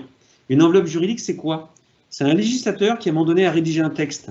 Ce législateur a fixé les règles d'acquisition, de souscription, les règles juridiques de détention, de gestion, les règles fiscales, et elles sont propres à chaque enveloppe, et les règles transmissives propres à chaque enveloppe. C'est que du juridique. Et pourtant, on voulait, allez, j'ose le terme, on vous les fourgue comme des produits. Et on empile les couches parce qu'ils ont des objectifs de production à faire. C'est certainement pas ce qu'il faut faire, c'est pas notre façon de travailler. Une enveloppe juridique, c'est comme un médicament. J'ai un excipient, mon enveloppe juridique, c'est mon excipient. À l'intérieur, je vais chercher les molécules monétaires, obligataires, actions, immobiliers, qui vont être interactives positivement pour soigner vos maux MAUX patrimoniaux. J'ai fait court, mais j'y reviendrai de toute façon. Quand vous êtes investisseur, d'abord la question, c'est quel est mon horizon de temps? Si vous avez un horizon de temps de 2 à 3 ans, on ne fait plus de placement. C'est que de l'épargne, certes, qui ne rapporte pas grand-chose, voire rien, avec l'inflation, mais qui par contre est disponible. Et ça vous rassure. On y reviendra tout à l'heure, c'est relativement pénalisant malgré tout. Quel niveau de performance je souhaite obtenir? Alors là, on me dit le plus possible. Je dis oui, mais avec quel risque? Alors là, on me dit, j'en veux pas. Et là, ce n'est pas très compatible. Donc, on regarde ensemble quel est votre profil de risque pour faire en sorte que demain, on obtienne de la rentabilité. Je reviendrai sur des webinaires, je vous ferai des fondamentaux du patrimoine la prochaine fois. Je vous expliquerai ce qu'est la rentabilité, comment vous devez détenir vos actifs, quasiment jamais en direct, j'y reviendrai, et comment ça va permettre de capitaliser et non pas de distribuer pour avoir aucune fiscalité, voire très très peu de fiscalité. Donc voilà un cycle de vie, j'aime bien ce schéma, non pas parce que je l'ai fait, mais parce qu'il est très explicite.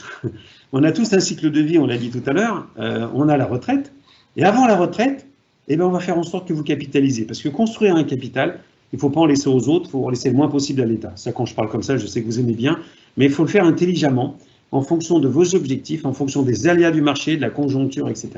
Et post-retraite, eh bien oui, on va distribuer, simplement quand on a besoin encore. Mais je capitaliserai, je l'ai dit, tant que je n'ai pas besoin des revenus. Et puis, on va penser à la 4e phase qui est la transmission. D'accord? Donc, gagner en rentabilité sur toute cette période-là, c'est acheter au moins cher, avoir des perspectives de gains futurs, avoir des revenus non distribués, et je capterai la richesse que quand j'en ai besoin. Je passe rapidement dessus. Donc, lorsqu'on veut faire des bons choix, eh bien oui, il faut choisir les supports. Si vous vous trompez de support, c'est 75% du rendement qui peut passer à la trappe. Quelle gestion je vais prendre? Quelle fiscalité je vais supporter? Quels sont les actifs que je vais choisir? Quel est mon mode de détention? Quel type de financement? Je ne l'ai pas encore dit, j'y reviendrai. Gérer un passif, c'est comme gérer un actif. On crée des effets de levier extrêmement importants pour dégager du rendement grâce aux prêts. Sauf que vous avez une douzaine de techniques de prêts, il faut savoir laquelle emprunter. Alors les seniors, généralement, quand vous êtes retraité, vous me dites, moi je ne fais plus d'emprunt. Étonnamment, moi je vous dis, il faut peut-être en faire. Et je vous expliquerai pourquoi lors d'un webinaire ou lorsqu'on se reverra. Quel conseiller je prends? Est-ce que je prends un conseiller bancaire, un conseiller dans des compagnies d'assurance? Est-ce que je vais aller voir mon notaire? Est-ce que je vais voir mon expert comptable? Est-ce que je vais voir mon agent immobilier, etc. Vous avez compris que chacun était dans son tunnel de compétences, et on va dire qu'ils sont bons dans leur tunnel de compétences, c'est lié aux personnes, donc plus ou moins selon. Et par contre, ils n'ont pas de vision transversale de votre patrimoine. D'où le fait qu'on est chez nous, les sachants que j'ai évoqués tout à l'heure, parce qu'on a complètement décloisonné le système, et en créant l'Interpro, c'est ce qu'on a fait également pour pouvoir travailler de manière plurielle sur l'ensemble de vos dossiers. Et puis à un moment donné, quelle sera la stratégie patrimoniale que l'on mettra en place? Et d'ailleurs, à chaque fois que vous allez souscrire un actif financier ou immobilier, la grande question c'est comment je vais l'intégrer dans mon patrimoine existant? Est-ce qu'il ne va pas y avoir des frottements qui vont faire en sorte que je serai pénalisé?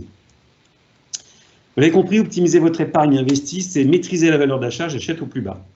Prévoir les revenus futurs et pas forcément les revenus distribués, avoir une gestion des actifs et des passifs saine. Et surtout, et le plus important, c'est le mode de détention. Il faut savoir également repérer les risques. Je vous apprendrai ça dans un webinaire, comment on décrypte les risques pour faire en sorte de les éviter. Et surtout, si vous prenez des risques, est-ce qu'il y a suffisamment de rendement sur vos actifs pour payer les risques que vous prenez? Là, ce n'est pas toujours le cas, je vous le garantis. Alors, on revient à la transmission, ça nous manquait. Transmettre sans se démunir. Rapidement, parce qu'on va être très court. Pour savoir transmettre sans se démunir, ça contribue à maintenir son niveau de vie. Il faut apprendre à concilier entre envie de transmettre et la nécessité de conserver un pouvoir de décision sur les biens transmis. Visioconférence dédiée, on l'a évoqué. Apprendre à transmettre sans s'appauvrir également contribue à conserver un niveau de vie. Il faudra concilier cette fois-ci envie de transmettre et nécessité de conserver son niveau de vie. On pense que c'est incompatible, mais ça ne l'est pas. Ça ne l'est pas. Évoquer également avec vous cette peur de devoir gérer son patrimoine ou un patrimoine hérité. C'est vous expliquer qu'il existe un certain nombre de mécanismes. Il y a ceux issus des régimes matrimoniaux lorsque vous êtes époux. Il y a des mesures judiciaires, la curatelle, la sauvegarde, l'habitation familiale, la tutelle. Évoquer avec vous cette possibilité individuelle d'anticiper via des mandats et des directives particulières. Vous expliquer qu'on a également des outils de délégation de gestion de son patrimoine et des outils pour pérenniser votre patrimoine et votre entreprise. Et on va rajouter des outils pour pérenniser la paix des familles. C'est ça. Ça, j'y tiens beaucoup. Donc, il est évident que la perte d'autonomie peut entraîner la vulnérabilité de qui? De la personne âgée, la personne qui est désignée par le juge, ou en tout cas qui a la charge de la protection de la personne vulnérable. Ça met à mal parfois l'entente familiale et l'issue d'un partage successoral. Il faut donc anticiper pour ne pas subir. L'objectif, on l'a évoqué à plusieurs reprises, c'est préserver l'autonomie au sens large, c'est l'autonomie financière, l'autonomie de mobilité, l'autonomie de gestion et l'autonomie de décision. On le redit, mais c'est l'autonomie de vie. Le dirigeant et son entreprise dans tout ça, évidemment, c'est un gros morceau qu'on ne peut pas juste effleurer là aujourd'hui, donc c'est un morceau qui fait l'objet d'une vidéoconférence dédiée. Rapidement, si on parlait des proches aidants, on oublie trop souvent de parler d'eux. France Tutelle, l'année dernière, a réalisé un sondage. Il semblerait que l'aidant familial type serait une femme de 49 ans, mais pas que. En tout cas, ça dresse un profil type de l'aidant familial. Je vais un peu vite. On en parlera également dans les webinaires. Oui, comment accompagner les proches aidants au sein de leur famille. Oui, et ce qui est très intéressant, c'est que France Tutelle, l'année dernière, toujours a réalisé ce sondage qui exprime le fait que ces proches aidants ne savent pas qu'ils peuvent bénéficier d'un statut particulier et eux-mêmes percevoir une aide, un accompagnement dans leur tâche pour concilier vie professionnelle, vie familiale et la vulnérabilité de l'un de leurs proches. Et tous ces proches aidants qui ont été interrogés seraient preneurs pour un accompagnement, une aide, que ce soit une aide administrative, une aide financière, on s'en doute un peu. En revanche, 31%, une aide psychologique, je trouve que c'est parlant aussi, ce besoin d'aide. Rapidement, la fin d'une vie, parfois la vie à deux, on va évoquer le divorce, le décès, la vulnérabilité. Alors, la rupture fera l'objet d'une visio dédiée parce qu'il y a encore une fois beaucoup de choses à dire. Pourquoi? Parce que qu'elle se passe relativement bien, cette rupture, ou qu'elle se passe beaucoup moins bien, elle aura des répercussions sur votre niveau de vie et sur votre nouvelle famille. La remise en couple fait l'objet également d'une visio dédiée, beaucoup de choses à dire. Alors, un petit schéma pour résumer. Pardon. Le sachant qui dit, bon alors résumons-nous, vous êtes mariés, divorcés, pacsés, dépacsés, remariés avec des enfants de 5 lits différents, rien de très banal. On l'a évoqué, ces familles décomposées, recomposées parfois plusieurs fois, on les retrouve de plus en plus et ça a un impact important. On l'évoquait également, le couple, la famille, un petit schéma pour résumer. Bon, récapitulons, qui sont les enfants de papa, ceux de maman, ceux de papa et maman, c'est ce que j'évoquais tout à l'heure avec l'adoption, c'est pas toujours évident. On évoque également la peur du décès, ce qu'on laisse à son décès via des visios bien plus poussées. Malgré tout, il est intéressant d'expliquer que malgré l'existence de mécanismes légaux, le partenaire de vie peut ne pas avoir la libre disposition de son logement. à défaut de liquidité suffisante, il peut ne pas pouvoir se voir attribuer un bien, notamment le logement, dans le cadre du partage successoral. Il peut être dans l'impossibilité de verser la soulte aux héritiers, subir l'existence d'une indivision et subir, dans quasiment 100% des cas, l'existence d'un démembrement. Le survivant devra donc demander l'autorisation et obtenir l'accord des héritiers pour effectuer certains travaux, pour prendre certaines décisions et pour vendre le bien qui ne serait plus adapté. Le survivant dépendra de la diligence des autres héritiers pour faire adapter son logement. Et le survivant subira le partage du prix de cession et donc un capital à disposition amoindri. En résumé, des efforts et les sacrifices d'une vie à deux qui vont devoir faire l'objet d'une discussion autour de la table avec ses héritiers, un notaire et trouver un accord. On évoque également, il est important, la vulnérabilité d'un proche. Alors, cette vulnérabilité fait l'objet de visioconférences dédiées parce qu'encore une fois, énormément de choses à dire. Beaucoup d'outils, On va passer rapidement. beaucoup d'outils sur la important, minorité, beaucoup d'outils pour accompagner le handicap. Attention, toutes ces situations qu'on a évoquées jusque-là sont explosives. C'est important d'anticiper pour permettre à ceux qui restent de survivre sereinement. On est donc là pour vous accompagner afin de réduire les incertitudes liées à toutes ces peurs évoquées avec vous, pour prolonger votre autonomie de décision financière et votre autonomie de vie et surtout trouver des solutions qui vous correspondent.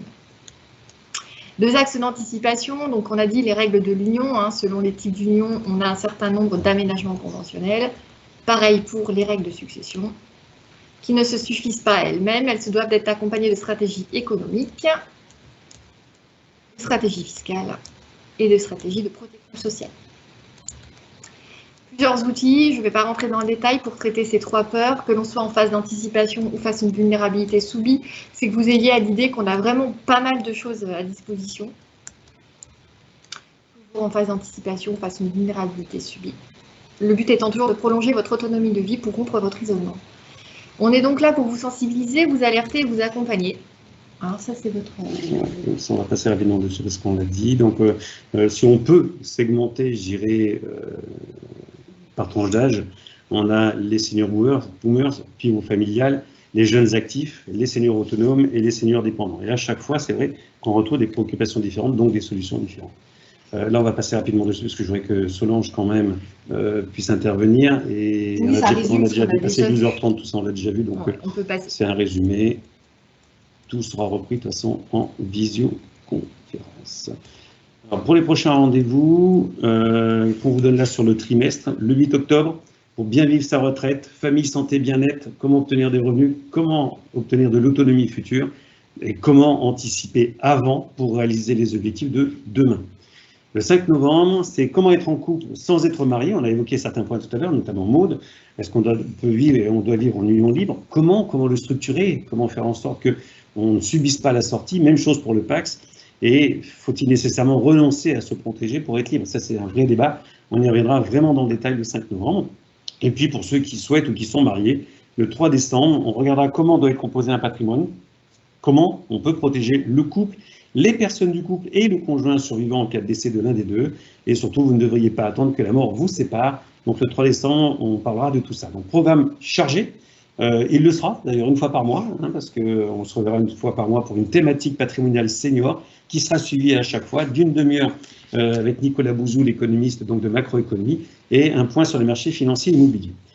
Alors, Solange, tu as des choses également à nous dire, donc on t'a laissé la fin, mais on va te laisser gérer le temps. Alors, on vous demande 5 petites minutes pour que Solange puisse vous exprimer un petit peu ses domaines d'intervention. Je vais faire court pour que vous ne me fassiez pas trop les gros yeux, mais oui,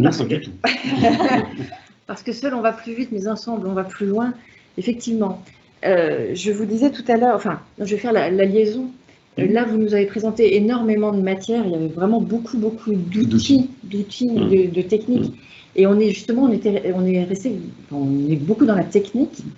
Et là, moi, ce que je vous propose, c'est de rentrer plus dans vos préoccupations, peut-être familiales ou personnelles, ou vos états d'esprit, en fait. Parce qu'en tant que senior, vous vous retrouvez face à des interrogations, des changements de cap, des événements à surmonter, des besoins d'écoute, et des craintes, voire des peurs. Alors ça, on pourra les développer aussi lors des prochains webinaires. Donc moi, les gens que je rencontre se posent beaucoup des questions du style, je n'arrive pas à gérer à la fois mon emploi, mes parents, mes enfants, et parfois les petits-enfants qui arrivent. Comment vais-je faire pour bien vivre ma retraite? Je n'ai aucune idée de ce que je vais faire à la retraite. À la retraite, comment puis-je conserver une vie sociale? Ça peut être, moi, je crains de me retrouver en maison de retraite. Comment oser faire en fait ce qu'on n'a pas encore osé faire jusque-là? Comment apprendre, par exemple, à vivre avec mon conjoint à plein temps? Ça, c'est archi classique, on se retrouve tous les deux à la maison. Mon Dieu, qu'est-ce qui m'arrive? Comment remettre de l'entente? On est sûr de savoir qu'on avait un conjoint avant? Parce que d'un seul coup, on découvre... Des fois, on découvre des choses extraordinaires. Comment remettre de l'entente dans la famille, toutes générations confondues, par exemple? Comment éviter la solitude ou comment apprendre à la vivre avec, hein? Comment ne plus se sentir dépendant? J'ai besoin, il y a beaucoup la notion d'utilité aussi pour les seniors. Comment surmonter mon divorce, ma séparation, ou même des fois des reconstitutions de couple. Ce n'est pas évident du tout non plus de se retrouver en couple après coup. Bon, j'ai peur de gêner mes enfants et tant d'autres questions. Le but du jeu, c'est que vous sachiez aussi que, outre les techniques, on va dire, que nous ont présentées Jean-Claude et Maude, il y a des solutions qui sont parfois toutes simples, mais le but, c'est de ne pas rester seul face à ces interrogations et de sentir qu'on peut être accompagné. Donc moi, comme je vous l'ai dit tout à l'heure, je suis spécialisée dans l'accompagnement des seniors. Le but du jeu, c'est de... Là, vous me voyez sans masque, là, comme ça, vous savez. Mais moi, j'utilise différents outils qui ne sont ni la thérapie, ni le conseil. Je ne suis pas thérapeute. Je vous accompagne à ce que vous trouviez vous-même vos propres solutions, comme je vous l'ai dit tout à l'heure. Alors, ce qui me caractérise, moi, c'est la détermination. On me dit souvent que je suis douce. Bon. On n'a pas encore pris le coup. Le sourire, la bienveillance et surtout, j'accompagne toujours dans la bonne humeur. Alors, en gros, je vous dis juste comment ça se passe. Généralement, je reçois les personnes une première fois pour faire connaissance dans mon bureau dijonnais, mais ça peut être ailleurs aussi. Là, s'instaure un lien de confiance. On clarifie après votre objectif, ce que vous voulez atteindre.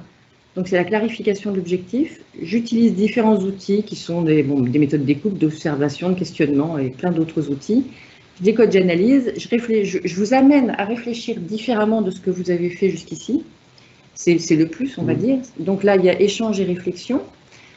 Ensuite, je vous emmène à réfléchir autrement que dans votre carte du monde, parce qu'en fait, on a chacun nos propres cartes du monde. Je pourrais la présenter cette notion-là d'ailleurs à l'occasion, et qui fait qu'on reste toujours dans son propre mode de fonctionnement. Donc on en sort en fait. On sort de ce cadre-là. Le but du jeu est que vous preniez conscience de ce qui vous amènera, enfin, du déclencheur qui vous permettra de changer en fait. Donc ça, c'est la prise de conscience. Et nous exprimerons votre plein potentiel de manière à ce que vous trouviez, comme je vous le disais, vos propres solutions, les différentes options qui s'ouvrent à vous. Vous choisirez vos propres solutions dans ces options. Et à partir de là, je vous amènerai à passer à l'action et à tenir vos engagements. Les engagements que vous aurez pris avec vous-même, hein, soyons clairs. Hein. Donc, combien de temps ça prend? Le moins de temps possible. Hein. Il y a des gens pour lesquels ça dure qu'1 heure et c'est très bien. Il y en a d'autres, ça dure plus ou beaucoup plus, mais ça n'excède jamais on va dire au maximum une dizaine d'heures, hein, généralement, sur un même sujet. Donc, il n'y a pas de règle, ce n'est que du sur-mesure, de la haute couture, donc c'est très adapté au cas de chacun.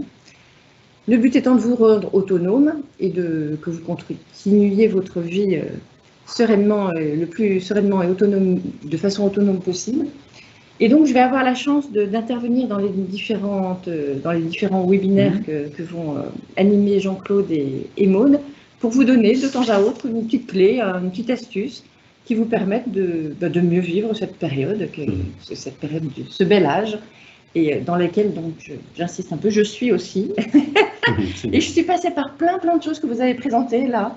J'ai beaucoup aimé avec le notaire, là, vous êtes divorcé, papier. Voilà, j'ai vécu différentes choses et ce sera un plaisir que de vous accompagner dans ces webinaires. Le plaisir sera vraiment partagé. Merci.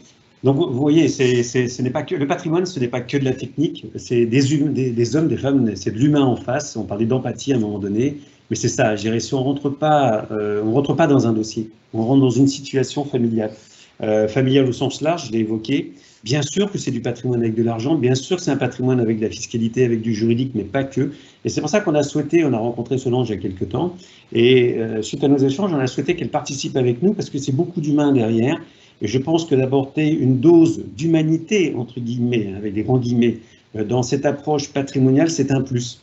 C'est un plus que l'on a souhaité. Je pense que vous le partagerez, ça c'est vous qui déciderez, c'est des choix personnels. Mais le fait d'anticiper, planifier sa retraite, de ne pas vivre un stress au passage de la retraite, à tout âge de la vie, vous allez me dire, mais notamment au passage de la retraite, de ne pas stresser post-retraite, je pense qu'un accompagnement spécifique avec une personne comme Solange a son importance. Je pense qu'un accompagnement avec toute l'anticipation et la planification que l'on peut faire, vous l'avez compris, juridiquement, économiquement, fiscalement et socialement, tout ça, ça semble bien pour qu'à un moment donné, on construise un puzzle qui est fait pour vous, qui vous est spécifique, c'est pour votre propre photo de famille et votre propre patrimoine qui ressortira sur ce puzzle.